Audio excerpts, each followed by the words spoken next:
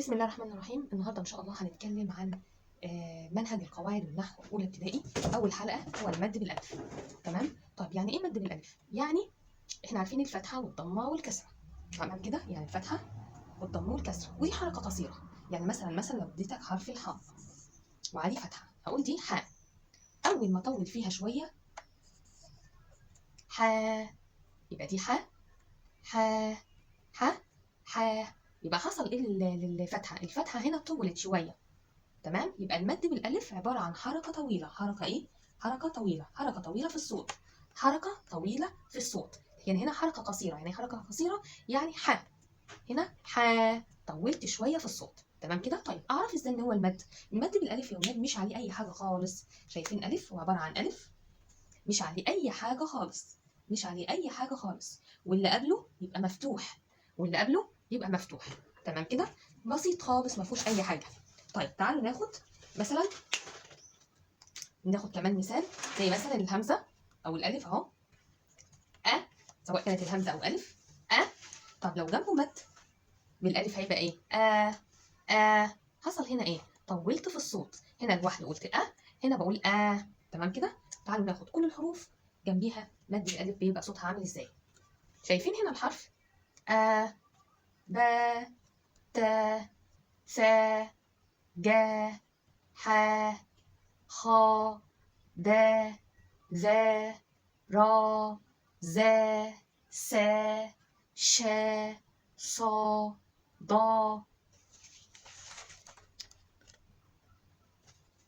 ط ظ ع غ ف ق ك ل م ن ه و ي. تمام كده. لاحظوا ان الصوت طولت فيه. الفتحه طولت فيها، اخدتها لفوق بالالف، يبقى قلت عليها مد بالالف. تمام. طيب تعال ناخد شويه تدريبات يدربونا على القراءه. التدريب الاول بيقول لك هنا ايه عشان تعرف تقرا. لما يجي لك هنا كلمه زي الكلمه دي هعمل ايه؟ هاخد المد اللي هو حرف الالف، مد بالالف، واخد الحرف اللي قبله واقراهم الاثنين مع بعض.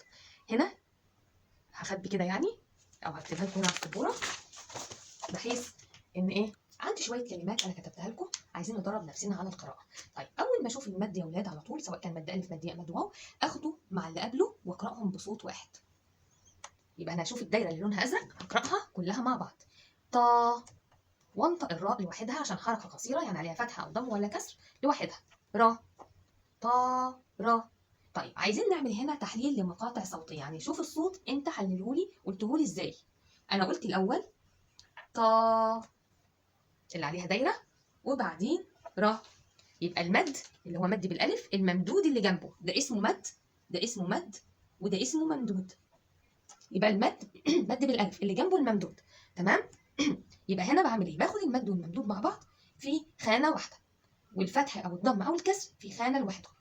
طيب نيجي نقراها كده. يعني يقول لك حلل لمقاطع صوتيه. يعني انت قلت الكلمه دي بالصوت على كام مره؟ انا قلتها هنا على كام مره؟ جبت الطاء والالف مد بالالف مره واحده، طا را. طيب تعالوا نشوف هنا يا ولاد. هنا في مد بالالف هاخده في دايره لوحده مع الحرف اللي قبله وابدا اقرا كده مع بعض. هقرا الدايره اللي لونها ازرق لوحدها، وبعدين اقرا حرف العين لوحده، واطول هنا طالما في مد. طول في الصوت، طول في الصوت. المد يعني ان الصوت عندي يبقى طويل. يلا طول في الفتحه. با ع با ع. تعال نحللها لمقاطع صوتيه. هنعمل هنا تحليل لمقاطع صوتيه. يعني قلتها ازاي؟ بأنهي صوت؟ قلتها بالصوت عامل ازاي؟ قلت دلوقتي با ع. تمام. طيب نبص على الكلمه الثالثه. هنا عندي مد اللي هو الالف، واللي قبله ممدود اللي هو الجيم اللي عليه فتحه. تعال نقرا الكلمه دي. اخد المد والممدود في دايره كده عشان اعرف اقراهم الاثنين مع بعض. جا، وانطق الراء لوحدها را. جار را. هنا جا را جارا. طيب يلا الكلمه الاخيره. عندي المد هنا هو مد بالالف، اخده مع الحاجه اللي قبليها الممدود اللي قبله، وابدا انطق اقول صوتها س. هنا في كسره وهنا في تنوين، هناخده بعدين. اعتبرها دي يعني ايه، ضمه. الكسره والضمه خليهم لوحدهم كده. تعال نقرا كده مع بعض. كل واحد ضمه كسره فتحه يبقى لوحده. سامع سامع. تاني أطول هنا. مي حركة واحدة قصيرة، عو حركة واحدة قصيرة. تعالى نكتبها كده نحللها. مي عو. سامع سامع. وبكده احنا خرجنا المد بالالف. طيب يبقى المد بالالف اهو، والممدود المد بالالف قدامي، والممدود الحرف اللي قبليه، والممدود يبقى ده اسمه مد بالالف، والممدود الحرف اللي قبليه في كلمه سامع يبقى السين دي عليها دي اسمها ممدود. اسمها ايه؟ حرف ممدود. حرف ممدود. عرفت ازاي؟ عرفت ان ده مد بالالف، الالف مش عليه اي تشكيل واللي قبله عليه فتحه. تمام كده يبقى احنا خلصنا مد بالالف بطريقه بسيطه جدا. يا رب يكون الفيديو عجبكم. تابعوني في سلسله القواعد الاولى ابتدائي كلها النحويه. سلام عليكم.